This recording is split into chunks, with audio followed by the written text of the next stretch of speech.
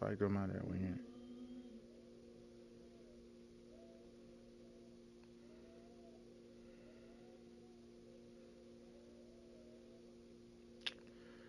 Give a fuck about no hate, bro. You good at basketball or not, man? Very simple, man.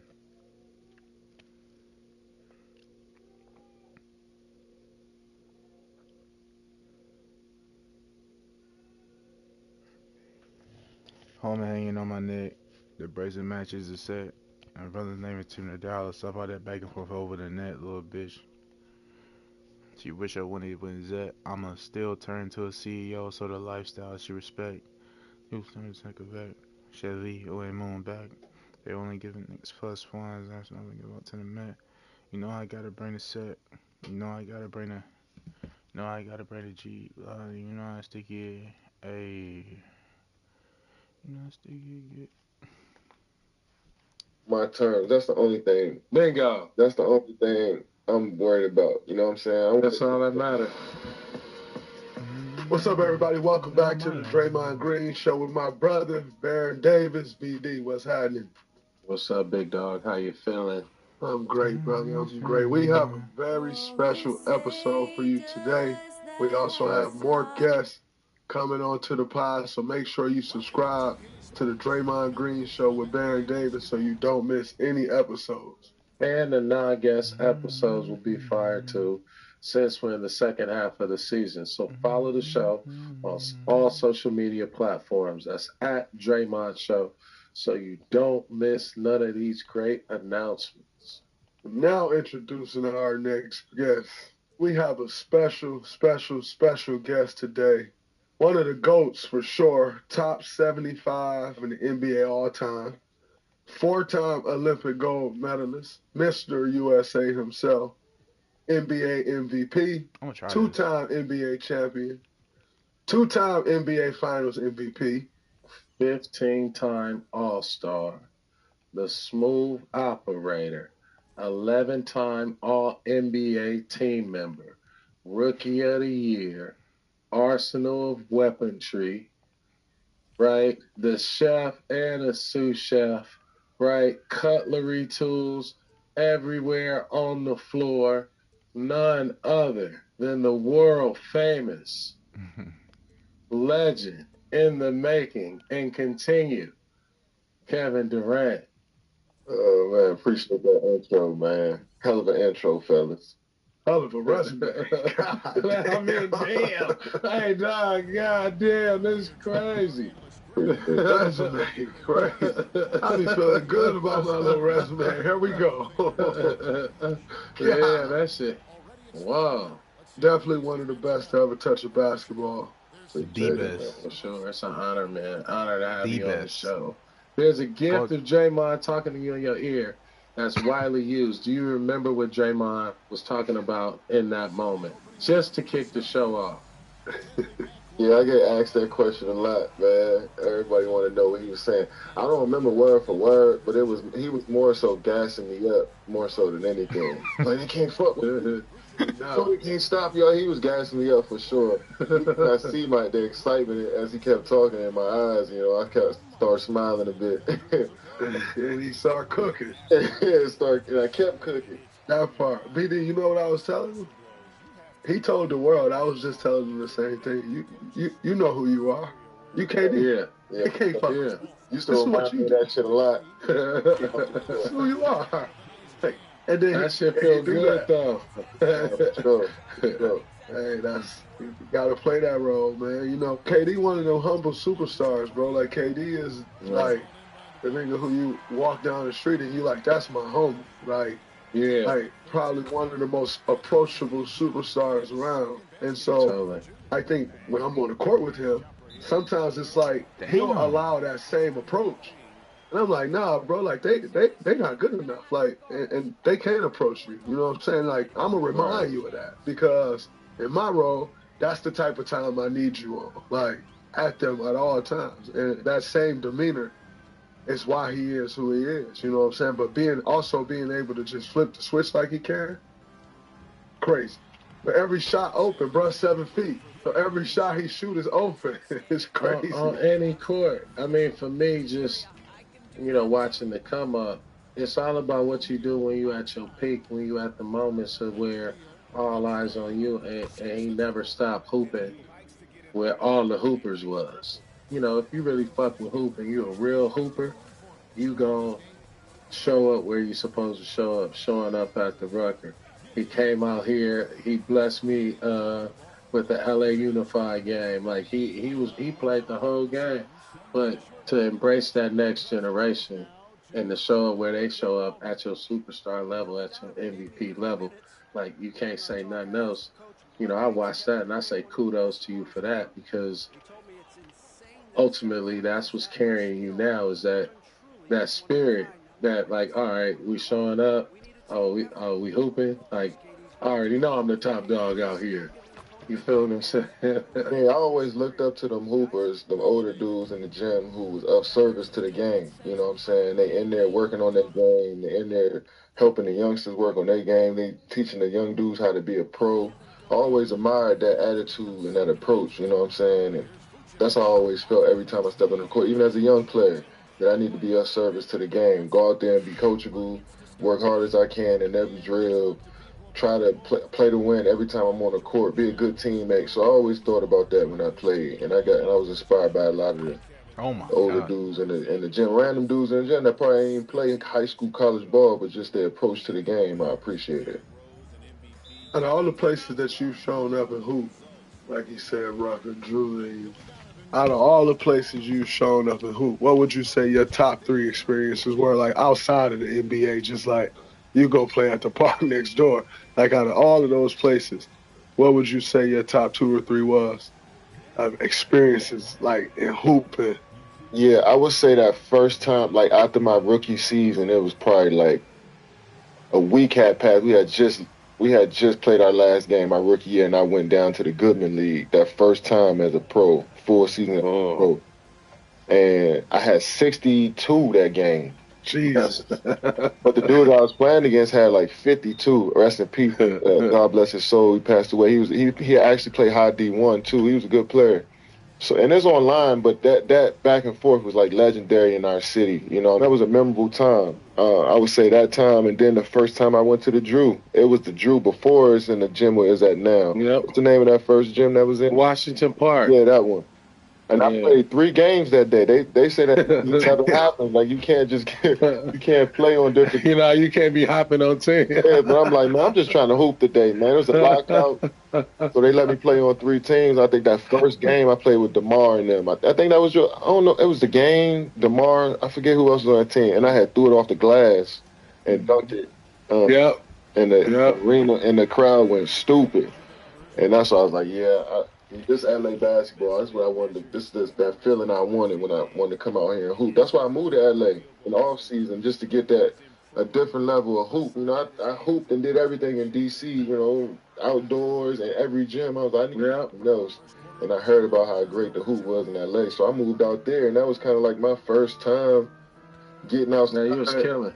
Playing, you know what I mean? So that was a memorable time. And then the record obviously was legend. That was crazy. That's always been a legendary court. You know what I'm saying? So those really gave me the same feeling that I felt in like an NBA game almost. And you also spoke about just how you are a steward to the game. Number one, congratulations, bro, on 30,000 points. Yeah. Congrats. That's a lot of buckets. I still ain't reached 10 yet, but I'm gonna get there one day maybe.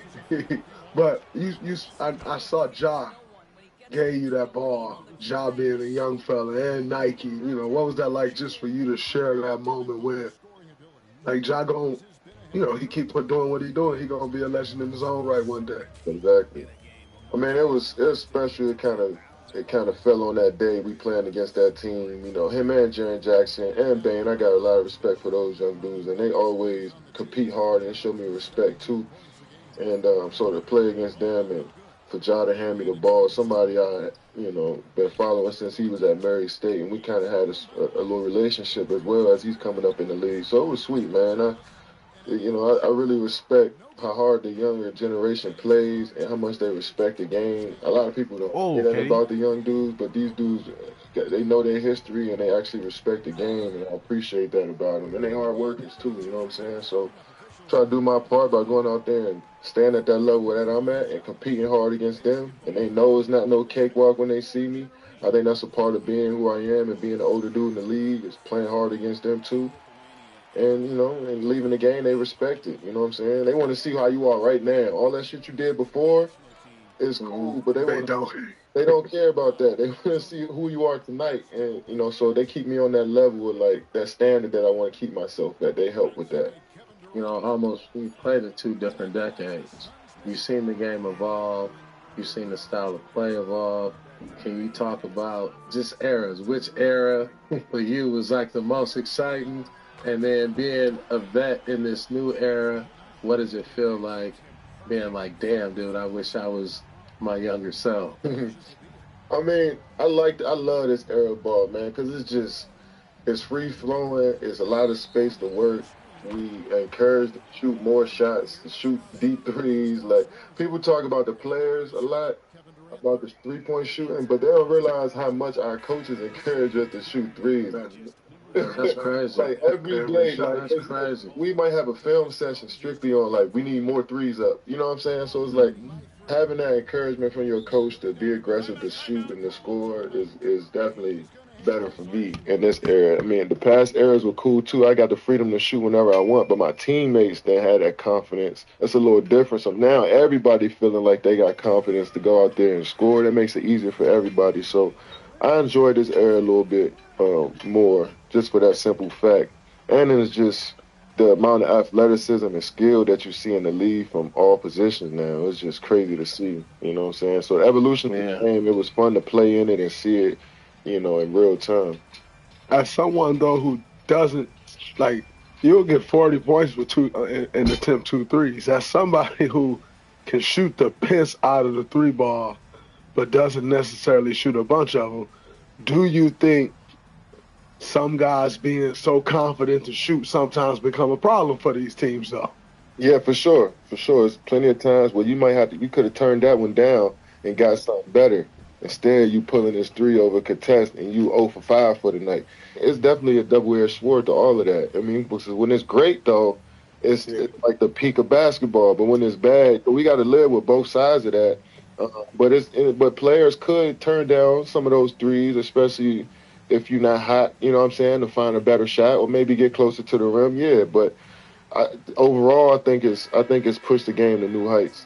As a vet, dude, do you find yourself when you're talking to the young guys saying, like, man, when I was your age, and then thinking about, like, actually when you were their age in this era, like, what would the Golden State Warrior, OKC Durantula look like playing against these young dudes you be talking shit to every night? Because you be barking at them, dog. I didn't know you bark like that. Oh, you be barking at him. No. So I wonder, what's your thoughts? Energy up, man. I think that up the level of the game when you're engaged like that. I think more so than anything, my mentality as I got older, I wish I was thinking a little bit like this when I was younger. Whereas coming into the game, I was superstitious early on when I come into the league. I felt like everything had to be right for me to play well. I was just overthinking a lot of things out there. I think as I got older, more experience, and you reach some success, you kind of relax a bit on, like, just let the game come to you and play your game instead of trying to force things. You know what I'm saying? And you know exactly when you need to press the issue and when you don't. I think as a young player, you just always pressing the issue, trying to figure it out. And I would have more bad games than I would want to at that age. Now, I'm not playing. I might shoot it bad, every once in a while, you know what I'm saying? So I just feel more relaxed coming into the game, making me execute a little better. So I wish I had that mentality early on in my career, but it worked out either way. A few weeks ago, you said you didn't want to be traded in the middle of the season, which is why you didn't come to the Warriors, which I thought was going to happen. I was at the game. I was like, oh, man, KD came over here. He showed me love. I was like, oh, we about to get KD. Do you want your career to end in Phoenix? Man, I want my career to end on my terms. That's the only thing. Bingo. That's the only thing I'm worried about. You know what I'm saying? That's all that matters. Because I see a lot of dudes that don't get that opportunity. You know what I'm saying? So I want to keep putting in that work to make that choice on my own. But as far as the Warriors, I just didn't think it was, and then I didn't want to move. And then as a player like me, I cost a lot.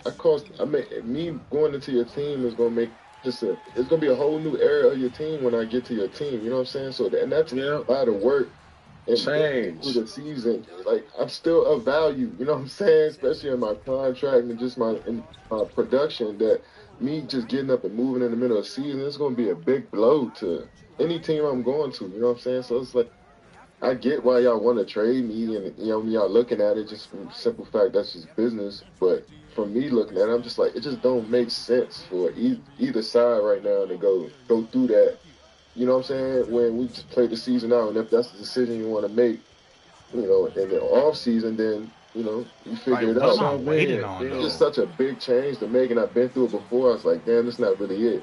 it ain't the right move, like to be able and I to move in the middle of the season and all that. 26 games left, If I can stop it, then why not? You know what I'm saying? But and then the narratives that's gonna come with all that shit. It's just like, you don't want to go you don't want to go play with Draymond no more. You don't want to, the narrative got in your way. You don't want to go back. I was like, yeah, that shit is annoying. I don't like it, but I can play under, like, you don't know what, like, the type of shit that people say about me. I could play under the noise. It's a simple fact that, like, there's no need. I didn't feel like it was a need to, make that big of a change right now. It didn't make sense to me. So I tried to. I'm glad it was, and look what y'all doing right now. Draymond, looking good. Jimmy, and then you still got Camille on the way back. You know what I'm saying? So I didn't think it made sense. Absolutely. No, I think a lot of people don't realize what you going through that in Phoenix. The midnight hour trade. Mm-hmm. Bridges leave. I think Aiden left.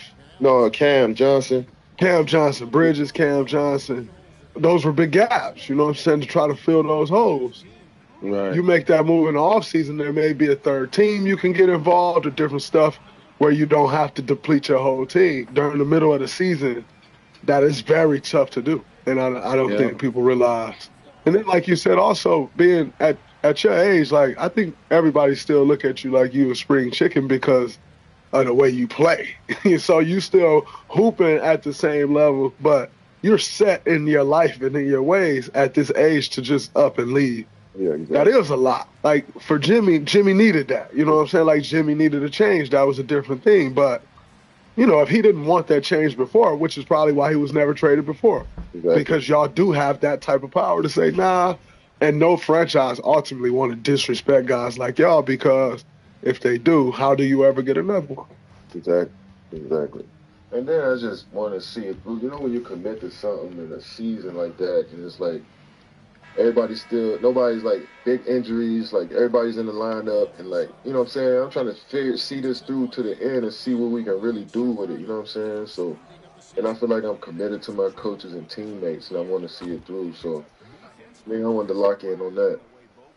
No, I love that. I feel like y'all have a good team, man. We've obviously, every time we play, it's a battle. I always tell people, man, when I play against you, last night against Clay, play against Kyrie, right? Like, play against Bron. Like, bro, when we play those games, man, it's just like the level of play, the level of thinking that is amongst us when we're playing those games. Like, that's when I had the most fun. That's why I was saying All-Star Weekend, when I said the game is born. What I said it after that was because we played Bron them last week, and I'm waiting for him to slightly turn his head that way so I can go help over. Because if I lean this way and he ain't turned his head yet, he getting that pass through, there's a dunk, right? Like, people don't understand the level we be at when we're playing against each other. And it always takes me back to the matchups. Like, regardless of how great we were when you were here, we still had to play chess against Bron in order to beat him. For sure. And so I feel like we don't get a bunch of that now. Like, I get that when I play against you, where I feel like every second, like, you see how locked in when I play, every second I have to be locked in on a defensive possession, because if I let up for 1 minute, that's all you need is a split second. And I also think, though, that's why you, Steph, Bron, Jimmy, that's why y'all still playing at such a high level, because I also don't think these younger guys realize when guarding y'all how they have to be on every second. Do you see some of that? Am I off? Nah, you're right. I feel like when you've been through some of the battles though that we've been through in the playoffs and those moments that you've been through, yeah, the younger dudes haven't experienced that. Whereas coaching is out the way, schemes is out the way, Mm-hmm. and it's Yeah. all about the will, the talent, and the cerebral game. You know what I'm saying? And in many playoffs games where it's like, all right, dog, they know every play we running. We know every play they running. And most of the time, it's just gonna be like who can beat their man and who can guard their man. Yeah. You know what I'm saying? And so most of them times, it's just like you see when we play Cleveland, it's all right, who can Braun pick on? You know what I'm saying? Yeah. And how can we? All right, you want to try to get Steph up there? All right, Steph gonna run up this screen, but I'm gonna make sure I try to trail him as much as I can and switch him off the screen to waste a little bit of your time. So by the time you try to get Steph up there, it's 4-5 seconds on the clock. That's the type of thinking we was on Timing. those games when coaches not in the way, schemes not in the way. We know all of that stuff now. Let's just go hoop. The younger dude's gonna get there. You never, they might get that experience. They might not, but we've been through those battles against not just Bron, but just even guys that haven't won playing against the Spurs, playing against the Memphis Grizzlies. You know what I'm saying? Playing against the Clippers, the Lob City Clippers. It's just like going to game 6 and 7 with these teams. Like we was going. Y'all in OKC, Houston. It's hard as hell, man. Hard, and it's not. It wasn't a lot of sweeps. It was game 6, game 7s. You know what I'm saying? Absolutely. So, like when you thinking on that level, when it's past coaching, when it's past all of that, when it's just y'all on the floor controlling the game, that's the level. So when you see guys that been on that level before, you, Kyrie, Steph, even I would say JT now, he played a lot of playoff games. Yeah, JT, absolutely. Jaylen Brown. Jaylen Brown, I would say Giannis played a lot of playoff games. Yeah. You know what I'm saying? They know it's that level of detail late in the season that you got to play with. You know what I'm saying? So I think the young dude's going to get to that point. You seeing Ant play, he got some playoff games under his belt. He's going to get there. You know what I'm saying? So, and once they reach that level, I think that's when you'll start to see, you know what I mean, get that feeling again. Yeah, it's trial and error. And I always say basketball is timing. However much time you can consume, however much time you can disrupt as a defender for an offensive person, it's really, you get in these intricate moments where you have to be just as smart as the person that you're going up against, right? Exactly. Man, talk about just your mentality down the stretch. I'm looking at the pedigree. I'm looking at the accolades. I'm trying to what is the unlock, right? what the hell are you thinking? Yeah. When it's like, oh, okay, it's time for me to go 5 levels up. Yeah. I try to relax as much as possible and stick to the fundamentals. I don't want to try no heat check shots late in the game. You know what I'm saying? I try to stay away from those. So I just try to keep it at the fundamentals, find them places on the court where I know I'm going to knock those shots down or get a good shot up. And most of the time when I'm thinking like that in the fourth, I got some success. You know what I'm saying? So, and then I had times where I'm rushing and I want it so bad. I want to win so bad. And then I'm rushing shots and now I'm missing and now we lose the game. But all of that stuff is, trial and error, like you said, you learn from it. And what was the common denominator for me is just if I relax late in the game and approach it just like I approached the first quarter, then it was easier for me. Unless the year is 2017 or 2018 and you get the ball to that left hand on the left, coming in the left quad, that left slot area, and you walking into it from 37 feet.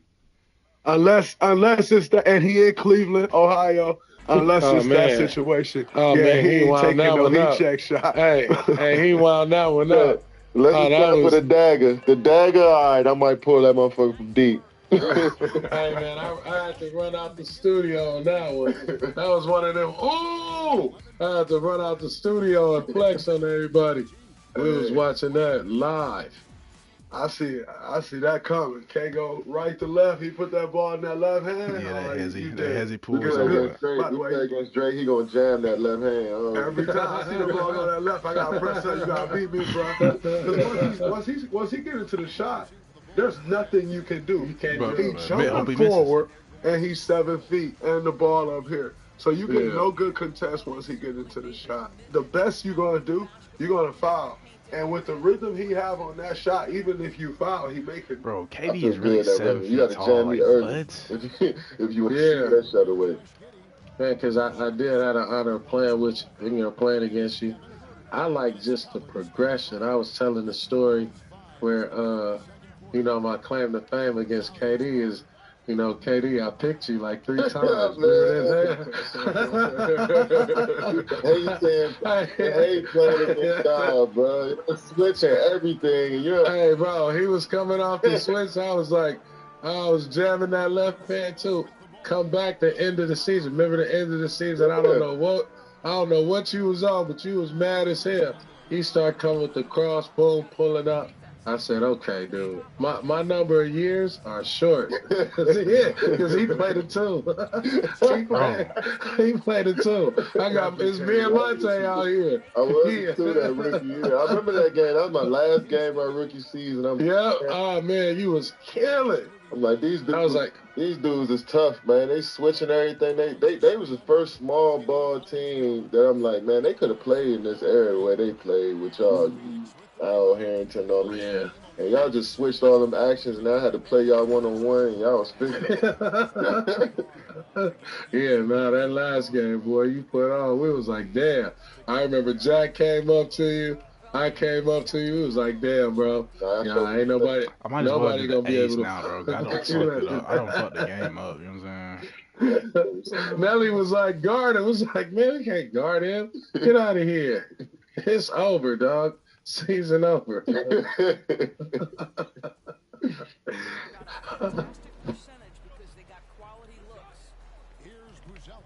Who's scoring big in the NBA this season? You are. All the new ways to get in on the action at DraftKings Sportsbook, an official sports betting partner of the NBA. Slams, dishing the ball, cleaning the glass, get behind your favorite players, prop bets you can make on DraftKings. It's fun. The home of NBA player props. If you're ready to place your first bet, make it really simple. Pick how many points your favorite player is going to score. Go to DraftKings Sportsbook. They have an app. Download it. Make your pick. If you're a first-timer, here's something special. New DraftKings customers, all you have to do is bet $5 to get $150 in bonus bets instantly. So take it to the rack with DraftKings Sportsbook. Every point counts. Download their app. Takes 90 seconds. Use the code COLIN, COLIN, to get 150 bones in bonus bets. Betting just $5. Only on DraftKings. The crown is yours. Dub Nation, what up? Got some questions coming out from Dub Nation. Do you think people are still mad at you for playing with the Warriors? I mean, I'm sure some people not gonna let it go. I want to say they mad. They still angry about it, but I don't think they're gonna forget that I went to the Warriors. You know what I'm saying? That's gonna always be a talking point when it comes to my career. But I don't give a shit. We did some incredible things, and we had some of the most fun times of my life moving around as a Warrior. So there's going to be people that love it. There's going to be people that hate it, man. But at the end of the day, it happened. And it was great. And we happy it did because it created a dynasty. Got to see you at the peak of your career and your moment. And so when you think about when time passed and people are like, damn, bro, we wish this would have stayed together for, 3-4 more years. Yeah, they're going to say that. But when they should just be, going back and watching that footage so they can learn. That part. Listen, man, you hear people say that shit all the time, and the reality is 2015 to 2019 is, in my opinion, the best era of NBA basketball, the best 5-year stretch of NBA basketball, in my opinion. But regardless if that's your opinion or not, you may say, it was the Showtime. It's somewhere in the top 3, which the amount of guys that's coming to the NBA, that's a big deal. And you coming to the Warriors elevated it so much to where that's why it became that. It doesn't become that. We never really experienced the era of basketball we experienced had you not came to the Warriors. That's actually what elevated the game because it elevated teams. Because then all of a sudden it was like, oh, whoa, wait, we got to build to be them. And that dude, it elevated the team. It elevated skill sets. I think it elevated so much, in my opinion. No, I agree. And as I was making that decision to leave OKC, it was like, all right, if I stay at OKC, I think I'm passing up on something so incredible that I don't know if I could just pass this up. This ain't a regular opportunity. That's how I was feeling. And I didn't know exactly how it would play out, obviously, but it just felt like this would be a huge, huge shift and moment. And not just to people that consume the game, but just how the game is played itself. You know what I'm saying? But this seemed like something I can't turn down right now. You know what I mean? And it turned out to be that big, and I agree. You know what I'm saying? There was so many great teams, like 67 win Spurs that year. Y'all won 73. Then Cleveland 16 and had won 14 in the playoffs, I think, when they played 14-1. It was like insane shit that was going on, team wise and individual player wise. You know what I'm saying? We was seeing that. That's when Kawhi started to emerge to become a superstar from there. Right. You know what I'm saying? That's when the Warriors started to come around 2015. That's when, you, Steph, Clay started to, jump on to be all-stars every year. You know what I'm saying? So Kyrie started playing with Bron that year. We seen Kyrie in a totally different light. Exactly. You know what I'm saying? So it was a lot of shift in, like, dudes that are transformed to be like, oh, they're stars now. These dudes are superstars too now. I'm saying there was a few extra dudes that you wouldn't expect, like a Kawhi, like a James had just kind of left y'all right when that happened, and James became James.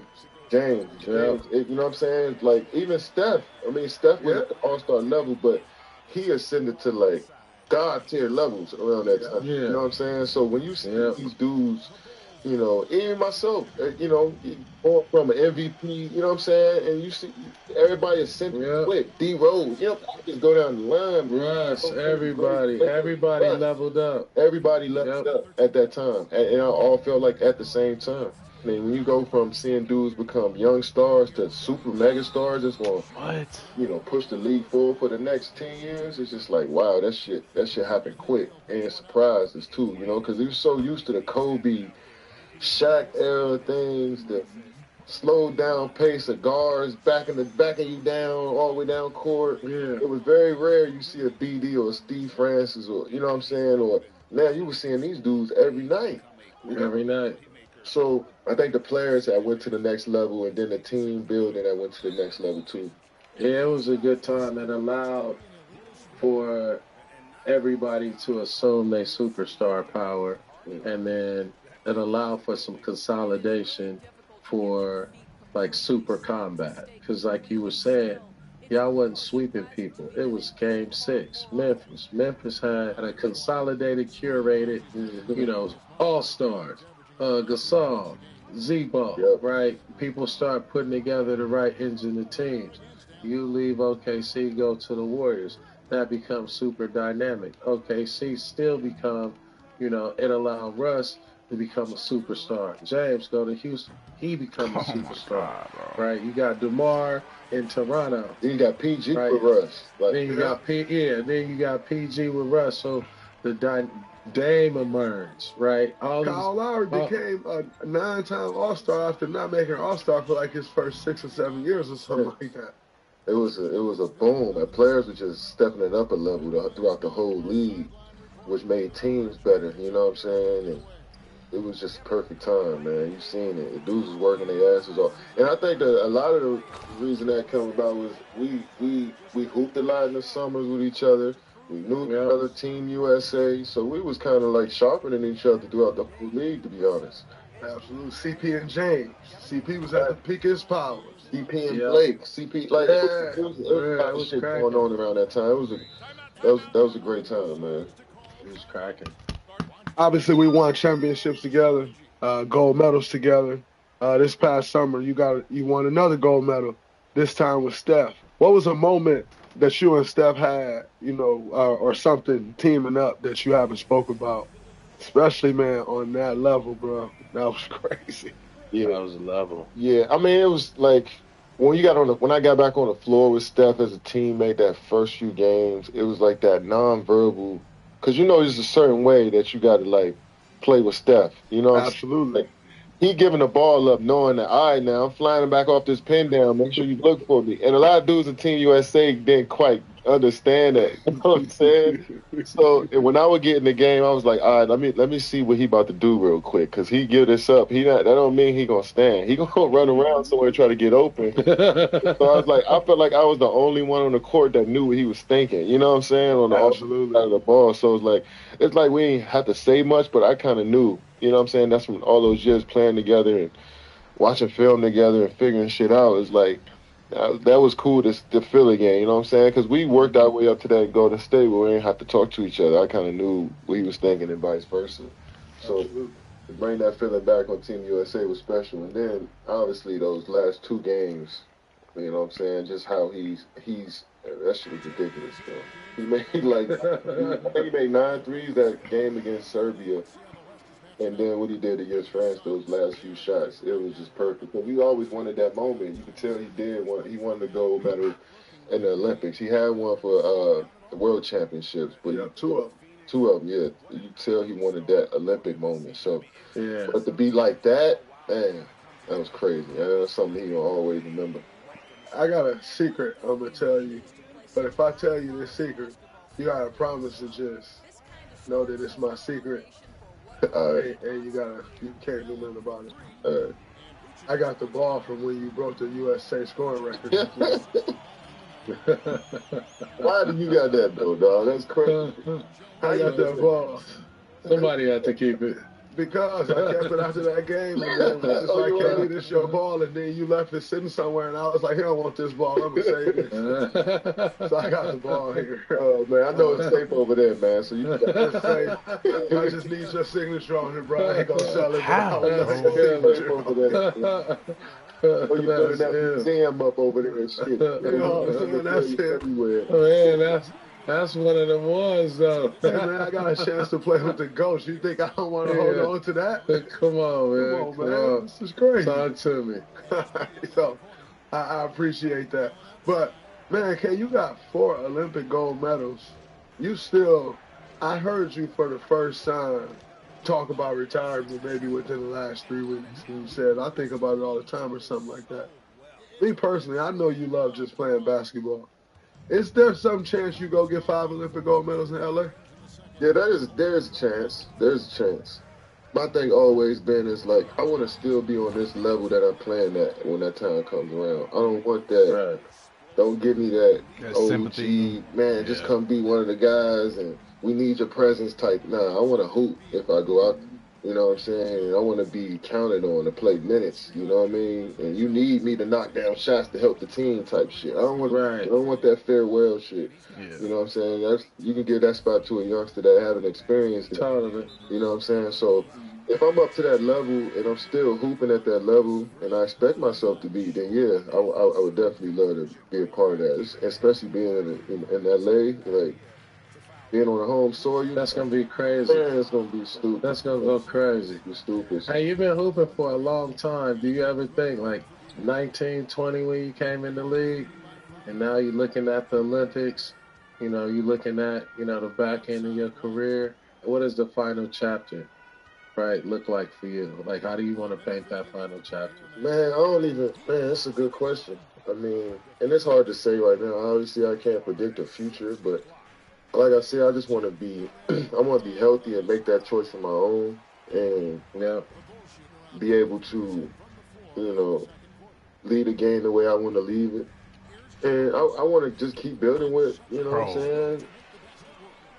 The young players in the league throughout the, I just want to be respected, like this?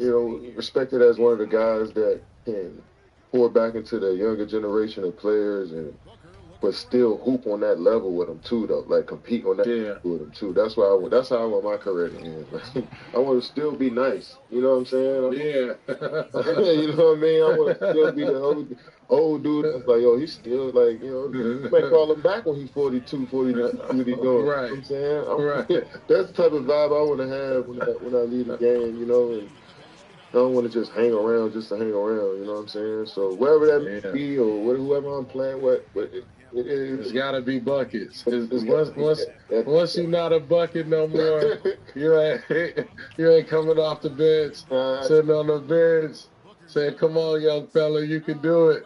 I can come off. See, I can come off the bench in the Jamal Crawford type of role. You know what I mean? But it's got to be buckets. If I'm doing that, then that wouldn't be too bad. But I can't give you the goddamn 7, 8 minutes a night. That's gonna be the 10 minutes a night. The stretch 4, stretch 5. No, man, I go chill for all that. Oh man.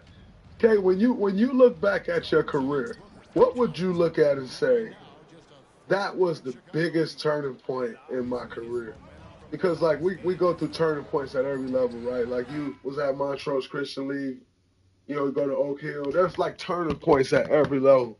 Which one would you look at in your life and say, it could have been, like, you've torn Achilles, right? Like, yeah. What turning point do you look at in your life and say, that was the biggest one, regardless of where I was at that point in my life? I would say 2012, 2013, like that summer after that season, we went to the finals. That summer, going to the Olympics, and then that season, right around that season, I think that's when I started to. I had a trainer. His name was Justin Zormello, and he would break down all the analytics of where my best shots was from, where I shoot from the best on the floor. And we would work out with that in mind, you know what I'm saying? And so once I started making that transition of, like, all right, seeing the game from a numbers perspective, seeing the game from an efficiency perspective, slowing the game down around that time, I think that was a turning point for my on-court game. And then that's when James had got traded too, so I had more responsibility as a ball handler, so my assists went up, my playmaking and my decision-making, I had to figure that out, a little bit quicker than I did before, you know what I'm saying? And I upgraded that too, just how I see the game. So right around that time, all that was happening. I think that's when I turned into a different player, or just stepped it up a level in just my overall game. And having the opportunity to play with you, that's how your mind works now. Like, I don't think people understand how you going 8 for 12 for 27 points. Like, that's what you want. Like, you don't want. You're not the guy that wants 20 shots a game. You want 12 shots and 27 points. Yeah, I always felt like it was harder to get your shit off with a small amount of opportunities. So always, and that's what I trained for in the summer. It was just like, all right, can you make every shot though? You know what I'm saying? And I was like, and that's hard to do. But I trained like that in the summertime. And then that season that I was talking about, 2013, I think that was the first time I did 50, 40, 90. So I always programmed like, all right, can I go 13? I mean, can I go 10 for 13 and still get 27 a night? And when I started doing it, I was like, oh shit, I think I got something. You know what I'm saying? And then I was able to do more on the court as far as playing defense, making passes, passing up shots for a better shot for my teammate. Because I'm like, all right, I know that each opportunity means something, so I got to take a good shot every time down. That's how I was thinking. Yeah, I think that's what's missing in today's game, right? When you first came in the league, you probably get 15, 17 shots, so you had to be efficient. Mm-hmm. So, like, the chase for efficiency is the DNA throughout your whole narrative in your game. And looking at the young dudes now, they don't have that. They don't have a efficiency rating, right? It's just get a high volume of shots up. If I get hot, great. But it's almost like it's like playing the slot machines. Yeah. Right, with a little better odds. Yeah. I mean, it's encouraged, though. I keep saying it. Like we can't just keep not, putting the coaches out on the forefront now. They telling us, you know what I'm saying, to be this aggressive throughout the game and to get up more, to do more, to shoot more threes. And, you know what I'm saying, and sometimes that efficiency, when you shoot a lot of threes in a game, I see some dudes shoot 9, 10 threes in a game, you compromise that, like, making half your shots. You know what I'm saying? Right. You 40%, even 35, 36% is considered good. You know what I'm saying?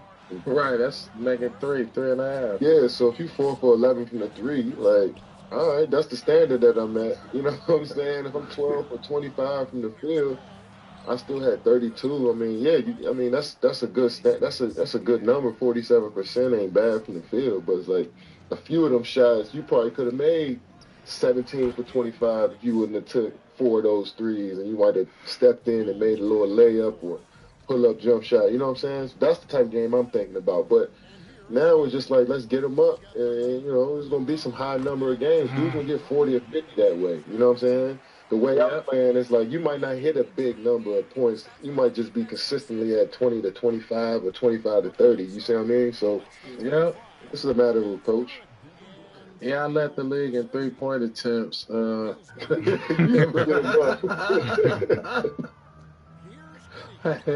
I held shit like 9, 10 threes a game when it wasn't cool. Yeah. It wasn't. Exactly. But they used to throw me the ball when I was in New Orleans. They used to throw me the ball with 5 seconds on the clock. Oh yeah, you got so half of those was against the clock. But I know what you mean, but I don't know what you mean because life is easy in your world. You know what I'm saying? Well, we want to jump to around the league.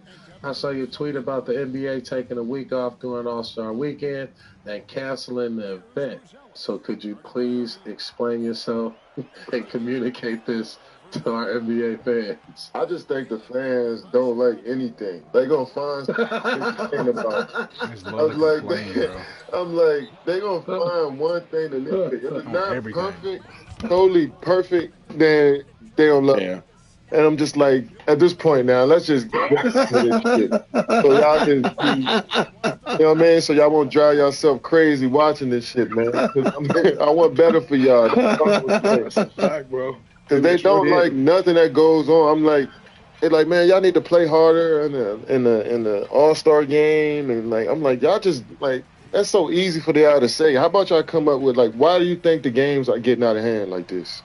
Why do you think dudes aren't like playing up to your standards?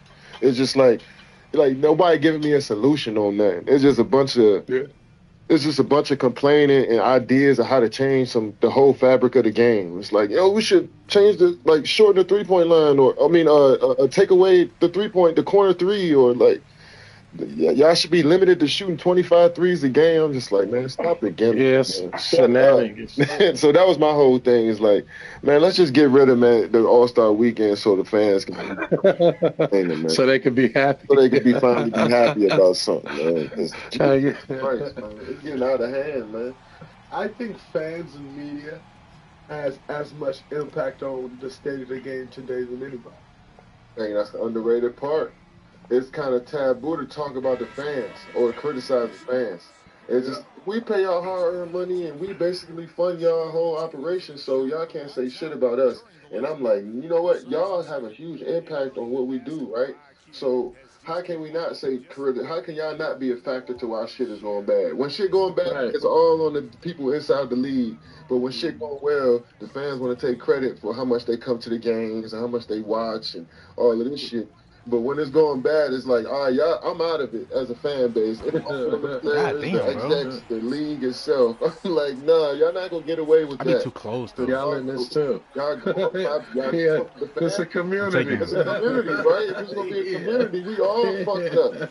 You know what I'm saying? You can't just put it on one dude when we fucked up, and when it's all sunshine, then you want to jump in and, you know what I mean, take some credit from it. So my whole thing is like, I promise you, 90% of them don't even give a fuck. They just want to be seen. Just sit back and enjoy the game because there's some beautiful athletes not just taking for granted because y'all like, man, there's too many threes. And the game's don't come on at the right time. There's too many commercials. Yeah, these dudes switching teams too much. There's no more rivalries, no more fighting. Like, damn, what you want? Shit. I'm getting sick of it, man. But because there's some beauty that's going on in the league, though. You look at the play, look at the highlight. You just watch the highlights throughout the game, and you're gonna see some incredible shit. You know what I'm saying? Yeah. And you're seeing teams every year having a chance to win a chip. Like, look at OKC, look at Cleveland. It's different champions. I feel like every year right now. So it's like, what more do you want as a fan base? the community who loves that love the NBA. What more do you want from them?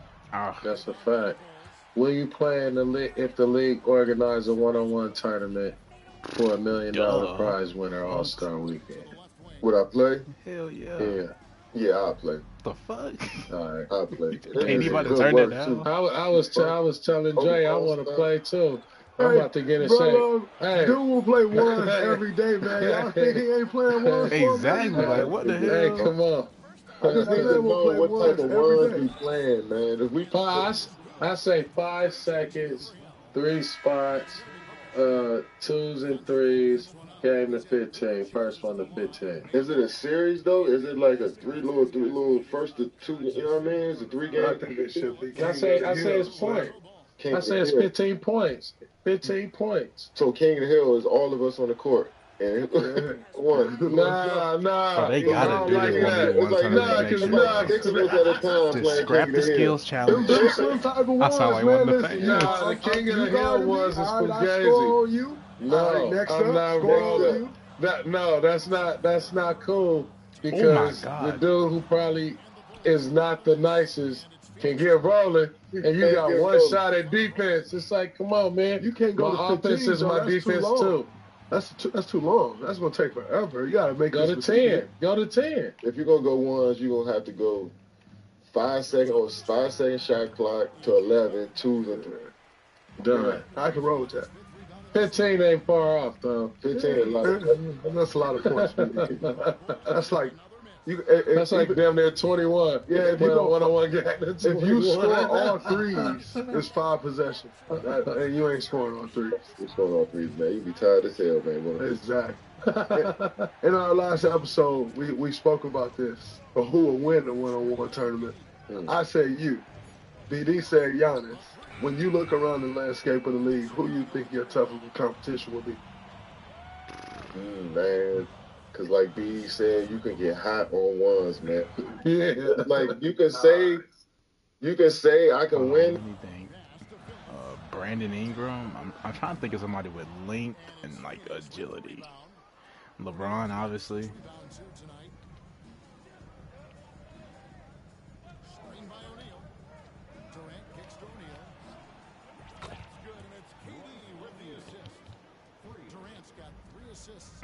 SGA.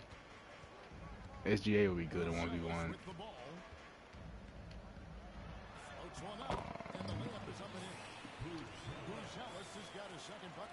Luka, maybe?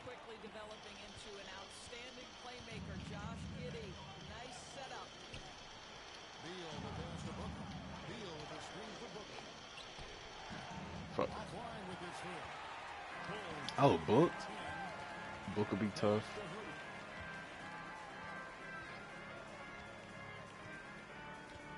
Really depends on who to get the ball first, bro.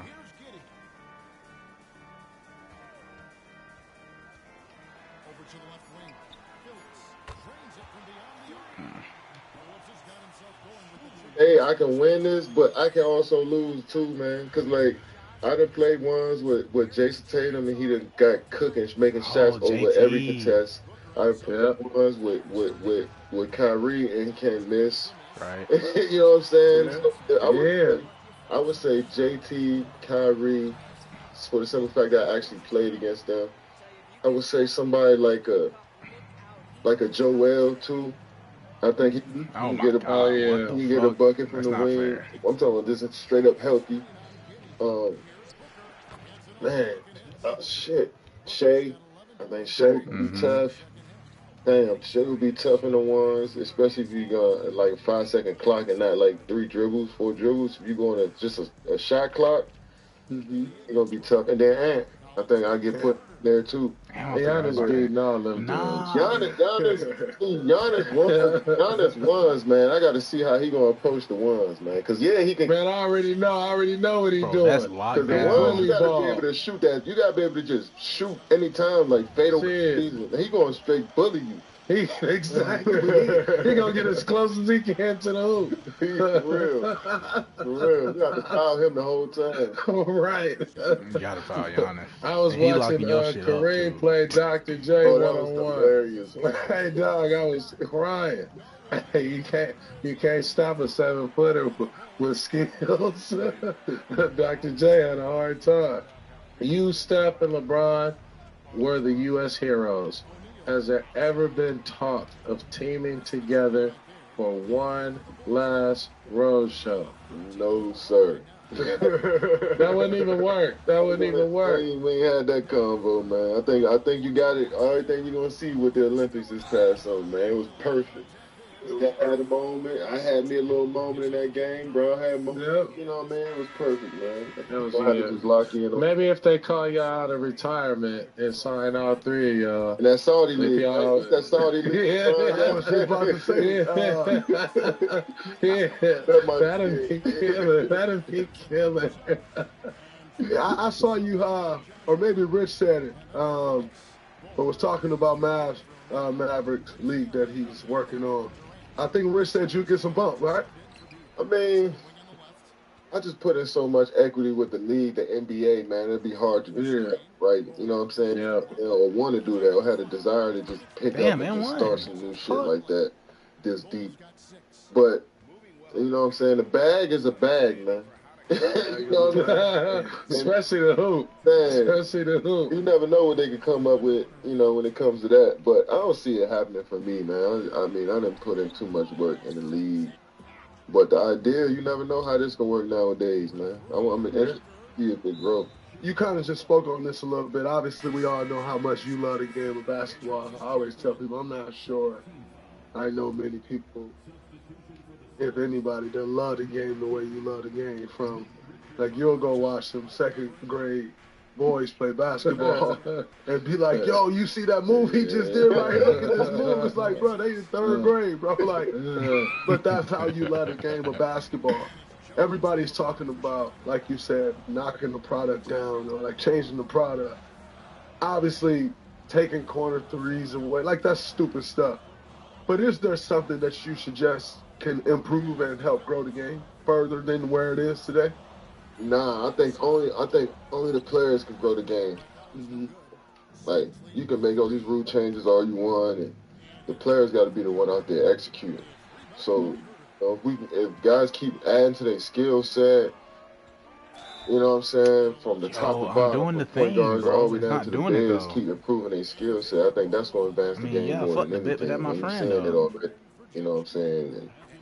But all of these gimmicky rule changes and all of that, I don't agree. No, we don't need none of that. I think players and coaches, the ones that can really push the game forward.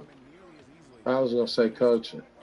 Coaching is the one thing that I would say could improve, because when I'm watching the games and I'm watching teams, everybody play with the same style. And so you can't really get a great enjoyment of people actually doing work because there's so much luck happening, right? And so the game is like based on luck and chance and numbers, where I think if some coaches come with a different approach and say, you know what, we're not going to play small ball all the time. We're not going to shoot a gang of threes. Like, here's a big man that play in the post, and we can identify with a style and a philosophy that counteract the way the Warriors play, or counteract the way Boston play. I think everybody just playing the same way, and so we got to get teams got to develop styles. I mean, you got to look at it though. A lot of the players are playing similar.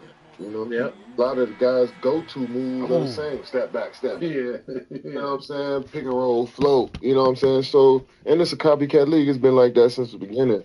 So I always go back to the players and the uniqueness of each player. Like Jokic, their system is definitely different from the normal system. And it's simply because of how great he is. And the Warriors still play that style. That everybody wanted to play like the Warriors, but they haven't accomplished it yet. But they play that style simply because you had Clay there too, but you got Steph and Draymond, you know what I'm saying, playing that different style of ball, you know. But It depends on what players you got. You know what I mean? Right. They playing more of an ISO system, spread you out, driving kick system. Boston playing that way. So, you know what I mean? It's just tailored to the players. I think more and more coaches starting to understand that the tailored system around that what their best players can do as opposed to trying to make them fit into a certain style of system. Mm-hmm. Right. Do you think that's player empowerment too, though? Like a part of like the power that players have? You think that's a part of why coaches have to do that as well? I just think it's just smart. I mean, to get the most out your best players who's going to affect the game, I just think the simple fact is like, yeah, they start to realize, yeah, we need to build around this talent that we have because you realize it don't come around often. A John Morant, you know what I'm saying? You can't just draft him or Zion or Ant or, you know what I'm saying? You're talking about, you're not going to just draft these dudes that easy. So while you got them here, you might as well make them as comfortable as they can and get so you can get the absolute most out the player, you know what I'm saying? And coaches and organizations are starting to understand that. You're seeing how they're building their teams now, fitting around their best players, you know. So and that's what I love about the game too, that a lot of people don't speak about the evolution of how the GMs and the front offices and the coaches are starting to be a little bit more creative on how they want to, you know what I'm saying, craft these teams. They hoarding picks. They might trade picks for a player in the middle of the night, and you might see an all-star on a team that you didn't expect because they got 7 picks they're going to trade. You know what I'm saying? So they do creative shit, you know what I'm saying, to keep their assets and team building, you know, to go to that next level because it takes much more than just a player knocking down shots to win the championship. And a lot of credit got to go to the front office and the GM and the coaching staff you want to win. No doubt, man. Hey, man, it's been great. By the way, I know you and Rich got the boardroom pumping. Y'all about to buy Hooters, bro? We had to pay homage, man. You know, Hooters was that, especially in college. I've never been to Hooters in my $2 life. wings, man. So I had to Hooters. R.I.P. R.I.P. All right, Peter. It's always good talking hoop with y'all, bro. Appreciate y'all letting me on, man. Absolutely, man. We appreciate you, bro. Living legend. Continuing to watch you play basketball, bro. You raise the level. You keep raising the level of the game. You are one of the guys raising the level of how long you can do this and still be at that. And, man, it's an honor to watch you work. It's been an honor to watch you work.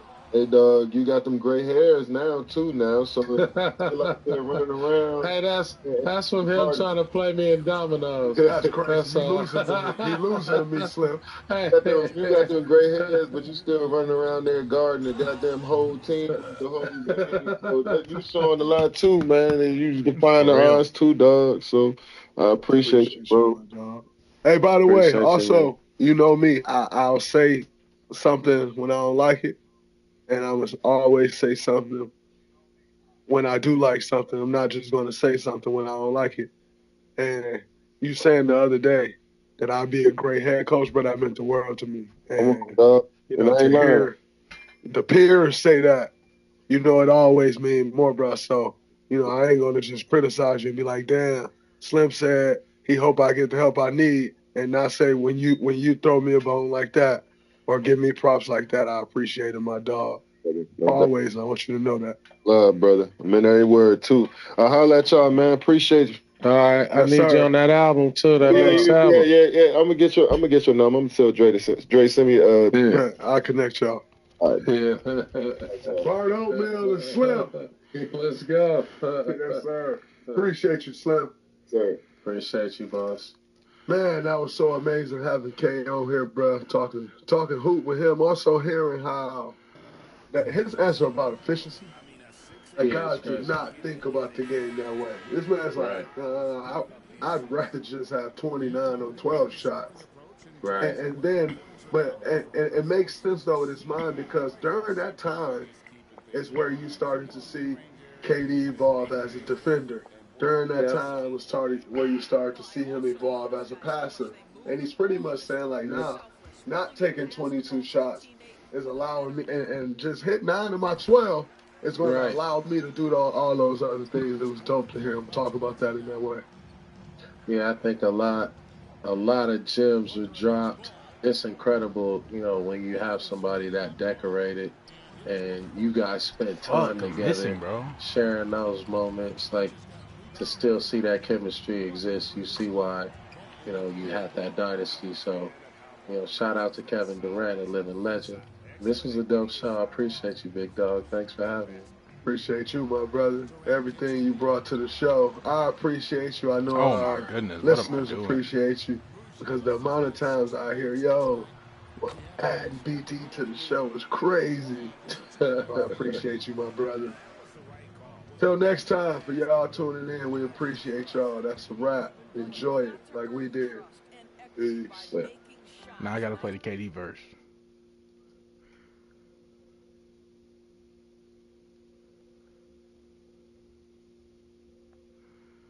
No, it's quite mandatory that I play the KD verse. The money that was made could be scared money. I had no one to put up the bread for me. It's hot on the block, still milking change from it. If it ain't about the guap, I stay away from it. I ain't a stoner, but I smoke a little bit. Relieve the stress when I roll up the spliff. We been the corners from whenever the wind. Spin the block, then we at it again. Hey yo, look, rest in peace to Barbara Davis. We hit another layer. When she speak to me, it's like she's saying prayers. I feel like Randy Moss when he was on the Raiders. Man, they Damn. This woman so fine, I give her cash payments. Baby, I'm just so glued to the basics. I wanted more room, so I copped the crib sitting adjacent. In this hoop world, I'm Freddie Jason. I'm sitting in the places of great, but never complacent. Yeah, baby, I'm a stoner. Yeah, I took that long walk up the hill that made me a loner. And baby, I don't Like being home or hang with mongrels. Gotta pay attention, it's a God sitting amongst you and you know it. The money that was made could be scared money. I had no one to put up the bread for me. It's hot on the block, still milking change from it. If it ain't about the guap, I stay away from it. I ain't a stoner, but I smoke a little bit. Relieve the stress when I roll up the spliff. We been the corners from whenever the wind. Spin the block, then we at it again.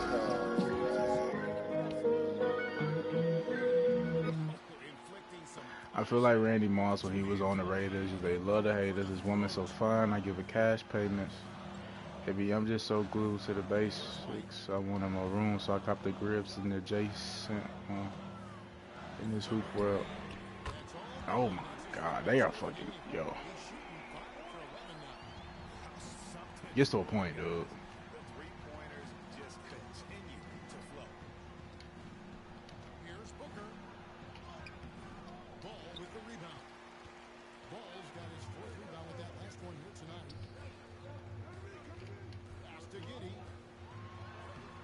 Bro, how does he just always get to the rim? I don't understand it, bro.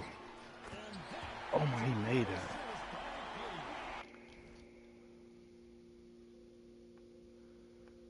It's like he gets to the rim like it's like, bro, like the fuck.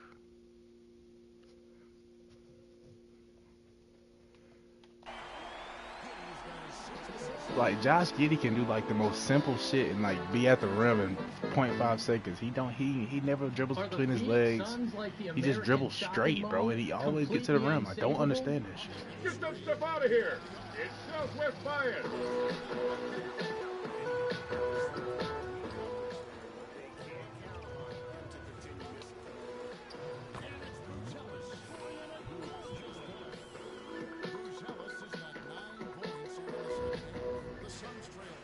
Okay, I'm not going to talk about shopping malls, but I was building some Lego roses for my wife the other night. And yes, I failed to get the Valentine's Day. Oh my God, I even missed that. I might lose this game. I'm going to lose this game. Right? But I found these things immensely difficult to put together. And my saving grace was that I had the instructions and the steps to go from point A to point Z and get these things. Like, bro, like, what do you like? Damn, like, it gets to a point, dude. Like, it gets to an actual point.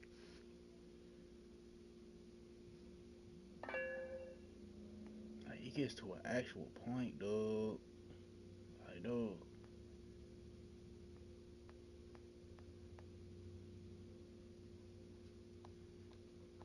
Like, it gets to a point, dude. What it do, flight crew?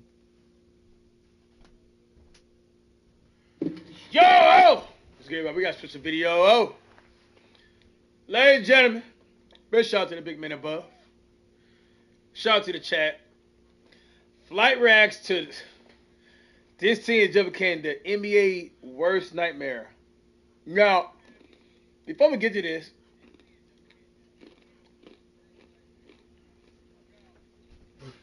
check this out.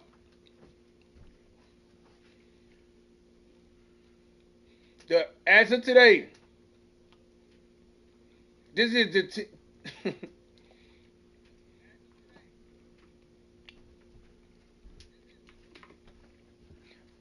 to this team just become the NBA's worst nightmare. This is the team he's talking about that is the worst nightmare. There's 8 in Western Conference. Crazy. So there's a whole lot of ladies in this video. FTC. Flight T, stand up. It may be February, we grinding by any means necessary. We on the Man Hoop Report. I see somebody recommended. The Warriors just became the NBA's worst nightmare. Instant click, and I am all here for it. Ever since Butler waking up at 5 a.m. Jimmy has joined the Warriors, we have been 5-1. We literally went from a team barely making a play-in to legitimately at most a game.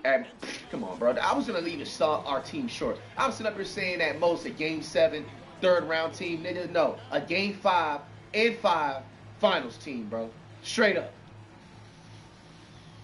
No, bro. Bro, look at where y'all at. Bro, no one's shivering. No one, bro, there's no fear in no one's hearts, bro. I can promise you that, bro. That boy said, The Warriors healthy. Bro, it's dangerous, bro. What we talking about, bro? Like the amount of, and we didn't have Kaminga back yet either, bro. That is true. Holy shit, they haven't had Kaminga back. What the fuck? 2022 cycle finals run, and I'm all here for it, man. Let's see what the breakdown and how just literally this magical stuff happened, bro, over the literally last 2-3 weeks. This entire transformation of the team was only within 2 to 3 weeks. Let's check it out. Golden State has been getting humiliated. On the court, they were getting outmatched. Off the court, they were getting written off.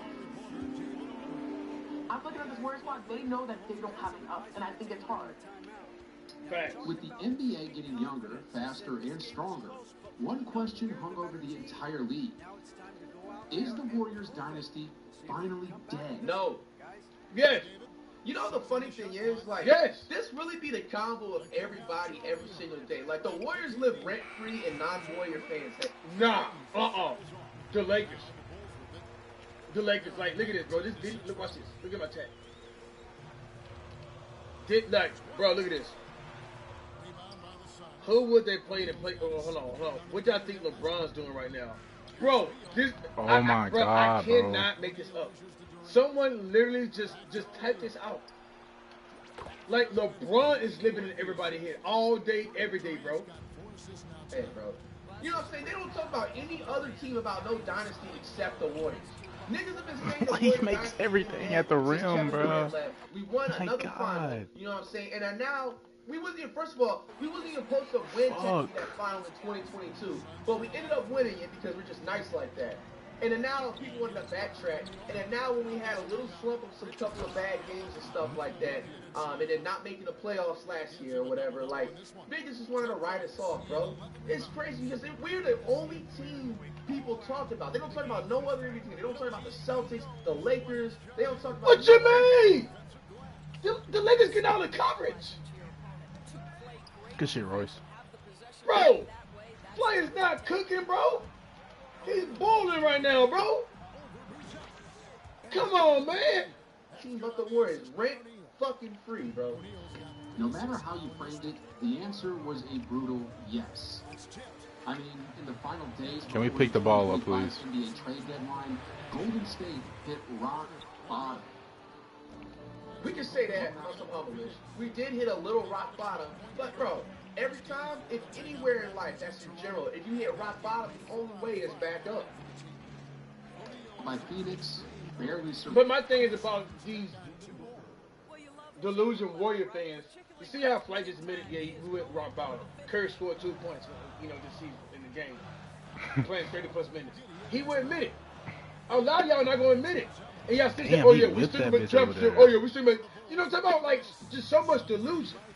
Admit it. Are y'all doing better now? Hell yeah, with Jimmy Butler. Yes, y'all are. That's not delusion. That's fact. You know what I'm talking about?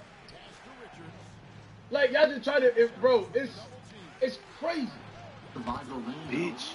Back-to-back losses to Utah. Fuck. Lakers. Are we fucking again? He wasn't trying. I'm in the fucking win. It's over. They're gonna be so humble. Gone. Bro, get the fam. This is why Lakers and Warriors fans are water and oil, bro. We beat y'all every time this year, bro. Like that's your main goal is to beat us. I might even make that. Oh my god. And you're failing at it. So what's gonna be next? After you lose next time. Like it's crazy, bro. Do we play the game or what? We play the playoffs. Just when it felt like the Warriors were out of answers, they made a move no one saw coming. Curry, man. The biggest news we got right now, and it is huge, Jimmy Butler on his way to Golden State. At first, the Jimmy Butler trade looked like a desperate one. A Hail Mary, a final roll of the dice. But now, the entire league is starting to take notice. I ain't gonna lie. Because true. The truth of the matter is, the Warriors didn't just add another player. They added a killer, a closer, a game changer. And if the One rest thing of the I league... noticed about Butler's game is he's one of those types of players that, like, he was never, like, the best athletic-wise or flashy handle-wise on a basketball court. True. But he can give you a full 40, even 50-plus if it comes down to minutes. He's the one on the court that's diving for the loose ball. He's the one that's playing nonstop press defense. Like, he's just that player that is just a hard-ad worker, bro. A hard-ad worker and a try-hard, bro. And that's literally what we needed. Yeah. And he's already been in the finals, bro. He's spitting right now. Experience. Attention yet. They're about to. I'm sorry. I said I think we're going to win a championship, but I lied. We are going to win the championship. Where's that from? Yeah. There are 3 types of players in the NBA. The paycheck guys. They're here to collect.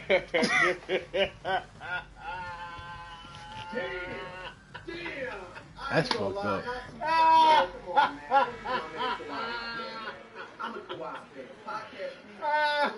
But I feel bad for them because they actually be like injured, bro. They actually be injured.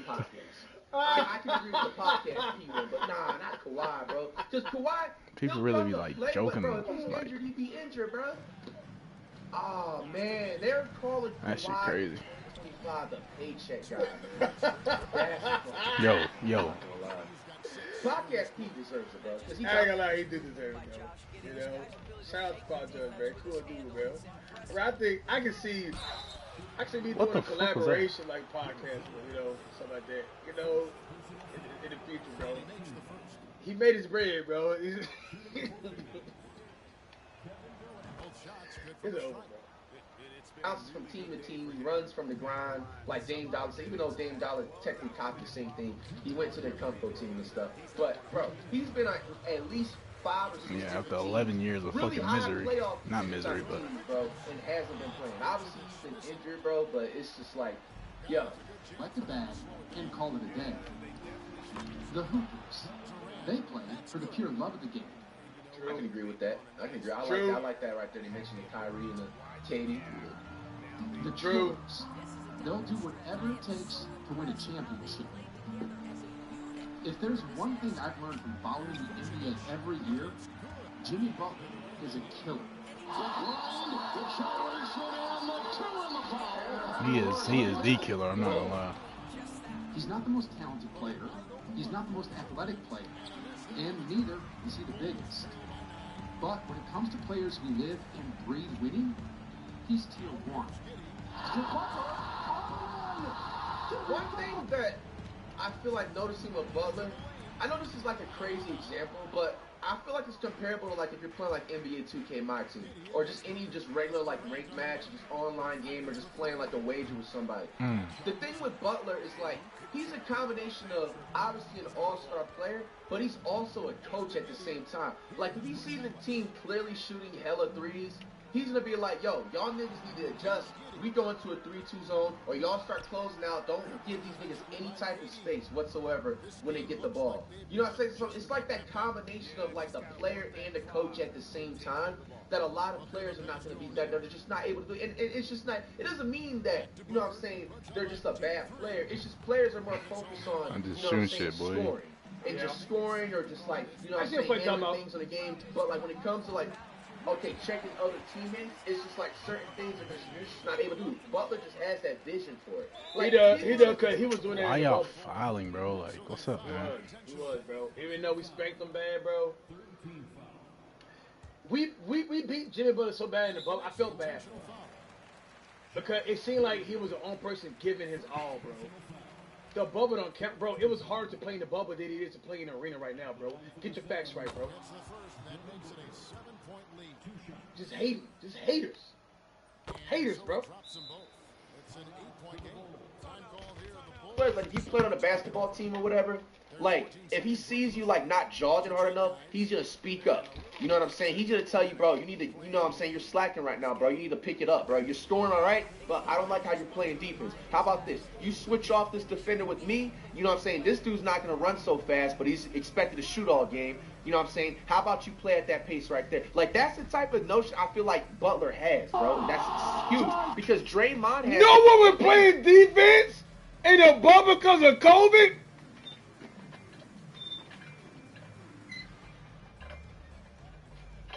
Bro, we never gonna get along. We're never getting along, dog. I'm telling you, bro.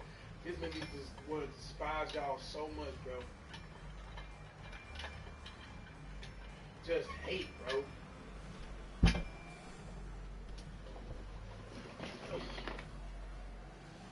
With Draymond, to be honest with you, I'm just being blunt. Draymond is really not an all-star. He's only an all-star because of Steph Curry. Facts. You know what I'm saying? Don't take offense, Draymond, because you know, let's get it across, man. Draymond, don't do me like pool, because it ain't gonna end great. I'm just playing. You chill. Hey, man. I'm supposed to be laughing, Chris. I just got my wisdom tooth removed, bro. Holy moly. No, I'm just not his facts, though. But the thing about Draymond is that outside of him being a player, is that he knows how to coach. You know what I'm saying? He knows how to tell players, hey, you need to get on your stuff, get on this and that. That's why KD couldn't take, because KD, he is a superstar player, a top 15 player without a doubt of all time and right now. But you know what I'm saying? KD, I feel like he's a dude that can't take constructive criticism. And because he's put more time in the lab. I get it. You know what I mean? I put it away like this right here. I'm not about to take advice, and it just, and a lot of y'all not going to understand this. I'm not going to take advice from someone who can't even bench press 315. Thank you, Kevin. Here with Mason Plumlee. Oh, how a lot of points tonight. What was working so well offensively? Well, we're sharing the ball so well. It's fun to watch, I'm sure. But we have possessions where every guy might touch the ball almost twice. So when you get movement like that, it's hard to guard. And I'm using that as an it's a fun way to play. If I got a straight coach, he tried to be like, yeah, bro, you should Kevin, do this. back You to should lift 225 this many times. Bro, I'm not going to respect his opinion. Because I lift more than you. And that's my goal, is to lift heavy. You feel where I come from? Not physique, but lift heavy. KD is way better basketball player than Draymond. He could be in the Hall of Fame. Draymond might be in the Hall of Fame too. But you know what I'm talking about. You know? Like Curry sometimes had to take a back seat to KD. MVP finalist, bro. It's just, you know, I'm just saying. You know what I'm saying? And having Butler and Draymond on a team like that, bro, you have no choice. Like, I guarantee you Butler is probably like, if his teammates are like sleeping still or sleeping an extra 30 minutes, he's probably banging on their hotel door like, hey, bro, yo, come over here. Let's practice some free throws, bro. You know what I'm saying? Get you some breakfast right quick. Let's practice some free throws. Let's do these types of, you know what I'm saying, descriptions of plays. Like, that's what I'm saying, bro. When he was first traded for Andrew Wiggins, a lot of people questioned the move. On paper, they're both elite two-way players. In fact, you could argue that Wiggins is even more talented. Yeah, I was on that. I like the Wiggins. Low key, I ain't gonna lie to you. I'm taking, but now looking at it and thinking about it, I'm definitely taking Butler over Wiggins, because one thing, Butler is gonna come to play when he's not going through something behind the scenes. Wiggins, you just never know. And the thing is, bro, I don't know what's going on with Flight, y'all. This is a different type of Flight right there, cause, bro, Jimmy Butler has been hitting the headlines for sure. What he got going on, bro? You know what I mean? And he's coming to play. Real talk, Flake. And it's not all about scoring. Jimmy Butler is doing the unnecessary things that are necessary. I know, bro. It's like, yeah, it's like Flake sober, bro. I don't know. I think that he got his wizard tooth pulled, you know, somebody told him he couldn't smoke for 24 hours. So? So, he's sober, dog. It may cause an infection. Because you do know if you do smoke after you get wizard tooth pulled, something like that, or get root canal, it can cause an infection. So that's probably what they told him.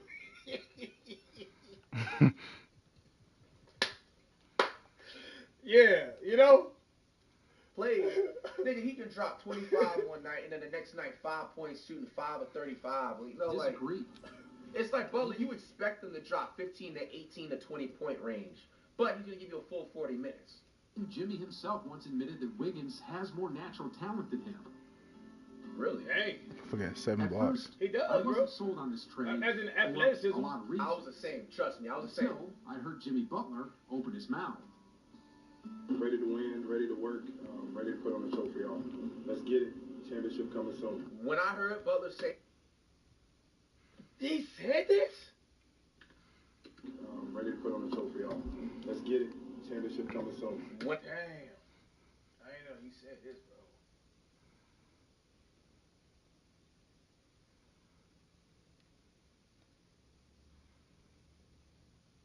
That's what's giving y'all life in this chat. That's what giving y'all. That's why y'all been coming out the woodwork. Bitch, don't call me. He's standing on it. He's standing 10 toes on it. He's gonna do what he got. Posting guns but only use their feet. Okay. Alright. I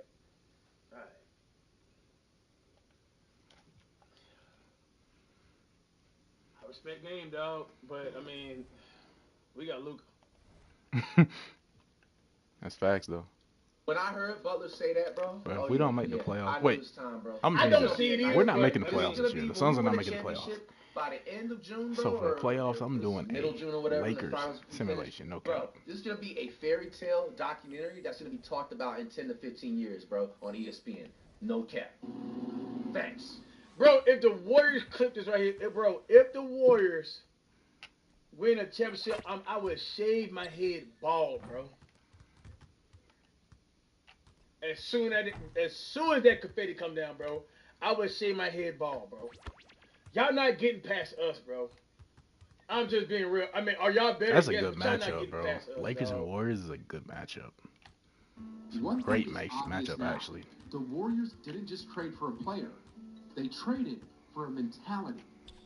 Put Jimmy on Luka. Golden State needed who's more going than just Brian star. on that? They needed a killer, a dog. Shit. Someone who believes and someone who would Who's guarding Austin? We better. What you mean, bro? Like, bro, what you mean? Y'all who's better. Who's guarding Austin Reeves? What you mean? Gary Payton? What you mean? You've been delusional. I'm being sensible to you. Damn. An obsession with winning. And that's exactly what they got with Jimmy Butler. Butler calling for it. Goes right at Murray. Think about it. For 2 years, he willed a team of underdogs to heights no one thought possible. He beat the best player in the conference. He took down the best team in the conference. And he did it all without a second All-NBA talent by his side. If you just look at his numbers, they don't scream superstar. But that's the thing with Jimmy. His value goes way beyond the statistics. There's a reason he's been to 2 finals. There's a reason. He's been at 2 finals? Yeah. I thought it was just a 2021. And hella Eastern Conference. What was the other one? You know, he has the reputation that he has. Remember the Nuggets. Oh, that means right there, if he's been in the finals twice, we're 100% going to the championship this year, bro. Fuck me. Luka been to the finals? Freshman. What you mean?